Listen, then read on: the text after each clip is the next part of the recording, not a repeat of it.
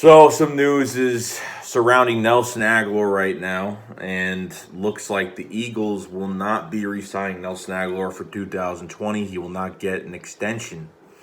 Made about 9.3 million dollars last year. This is from Roto World that put this on, so I've been getting news from that on the whole Nelson Agholor situation. So he will not be on the Eagles next year, and quite frankly, so I think we gave him enough chances. I think that you know he's done good things for us, and he's done nothing for us. I was a Nelson Aguilar hater, and I'm not really even hating on him, to be honest. You know what? Let the guy just go to another team. Hopefully, he gets better. He'll never be back in Philly ever again. But I'm not going to be hating on him and saying dumb things about him. There's no point to do it. You know what I mean?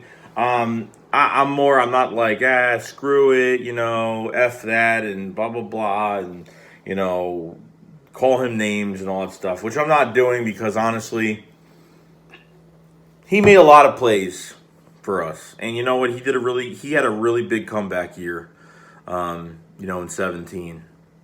And it is what it is. His rookie year, probably led the league in all receivers and drops. And I don't even know. He probably dropped maybe one pass in 17. That's probably it. Probably one pass. But, man, when Mike Rowe came in as a wide receivers coach, he lit it up. He totally lit it up. And I was happy for him. I really was. And I really didn't know what was going to happen. But 2018 came around. Carson was dealing with a back fracture and some injuries. He wasn't ready to play. Nelson wasn't getting the attention on the field too much. But at the same time, Nick Foles came in and would like throwing the ball at Alshon Jeffrey and Zach Ertz a lot more than Nelson Agholor, of course. But he brought us a championship. So I'm not trying to be all soft on it or anything, but I'm not going to hate the guy. It is what it is. He's sucked. He's been good. He's sucked. He's been good. He's been back and forth. And the problem is the Eagles won't re-sign him, and obviously we all know this. Inconsistency, okay? Inconsistency with catching. He had all the time in the world this past year. During that Falcons game, the second game of the year, before the game even started, our players were dropping like flies. Okay, Deshaun Jackson was out. Alshon Jeffrey was out. A lot of calf injuries. Okay, Dallas Goedert was out. I mean, everybody was out. But Nelson had the chance to say, hey, you know what? Let me prove to the Eagles and this fan base that I could be the guy. And they can count on me if shit happens like this. And he missed too many crucial catches. He missed the pretty much the touchdown that would have won us the game for the Falcons game. He dropped one during the Titans game. He dropped one during the Vikings game where it looked like he looked too late and the ball just pretty much was out of, it is what it is, out of reach. Then he hurt his knee during that Patriots game, and he was not back since. Hence why we had no starting receiver squad. We had nobody but practice squad receivers fighting for their lives to show the world what they can do. So there was a lot of things going on with Nelson Agholor with the burner accounts and talking about Carson Wentz on Twitter and all this stuff going on, all this drama that was going on. And I don't think Nelson Agholor could really stand the heat too much because after he was missing all those catches, they were, after that guy went, saved those babies from the burning building and caught them and made that statement on TV, he didn't want he didn't want to talk about any of that. Because now he's sticking out like a sore thumb. Because now he was known as, not catching a goddamn thing, period, at all. And he was embarrassed. And he didn't want to talk about it. He was defensive. I get it, but I don't think he can handle criticism. Be honest, not in Philly he can't. I mean, maybe any other team he can, because any other team they're just going to pat you on the back. But Nelson Agholor, I thought maybe he would have got traded. Maybe by the trade deadline, I thought maybe they would try to move him. But unfortunately, never happened.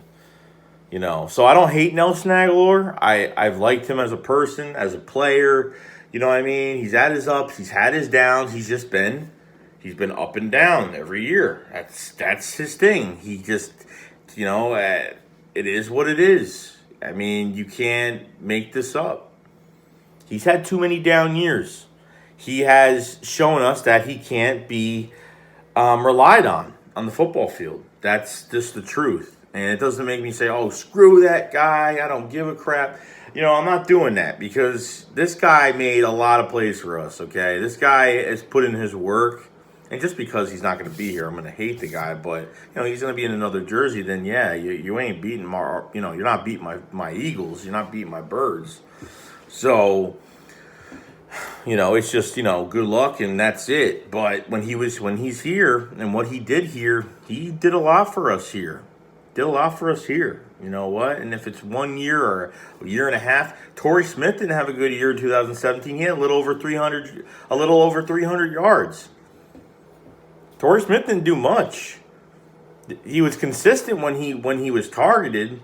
I mean, if he didn't make the ricochet catch in the divisional game against the Falcons, if he didn't make the flea flicker catch during the NFC Championship game against the Vikings, you know what I mean? You could be talking a different story of how, that went. But he did catch, when his number was called on the field during the regular season, Torrey Smith did his work. But he only had a little over 300 yards. That's as much as he had when he was in San Fran the year before. He got the year before they didn't resign him, and he came to Philly. He picked to come to Philly, did not go to Baltimore. So, and the Eagles tried getting him this year out of retirement, but he said no, and they have to respect that. So Nelson Agholor has had his chances. $9.3 million. That's what he was making to do nothing. Had a little over, I think what Agholor had over 300 yards receiving, but that's it. He made very few good plays this year, but it wasn't enough. And on top of that, he's got a knee issue now, so I wouldn't even bring him back. I mean, it's done. I mean, obviously it's done. But I'm not going to hate the guy and be like, oh, he didn't do anything. He's a piece of garbage.